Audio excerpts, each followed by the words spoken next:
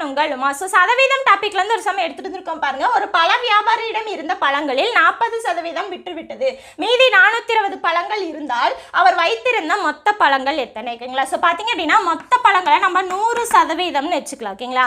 அவர் வந்து எவ்வளோ வித்துட்டாரு? 40% வித்துட்டாரு. ஸோ 100லேருந்து 40 போச்சு அப்படின்னா மீதி எவ்வளவு? 60%. மீதி இருந்த பழங்கள் அவங்க எண்ணிக்கை கொடுத்துட்டாங்க.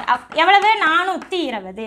ஸோ பர்சன்டேஜ் எவ்வளவு? 60. அப்போ மீதி இருந்த பர்சன்டேஜ் எதுக்கு ஈக்குவல்? மீதி இருந்த பழங்களுக்கு ஈக்குவல். கரெக்டா?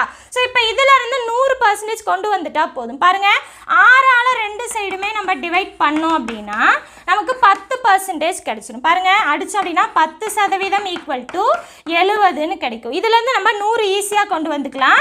ஸோ 2 பக்கமும் 10ஆல் பெருக்கினாலே போதும். ஸோ இது என்ன ஆகும்? 100% ஆகும். இது 700 ஆகும். அப்போ அவர் கையில் இருந்த மொத்த பழங்கள் எத்தனை? 700. ஆப்ஷன்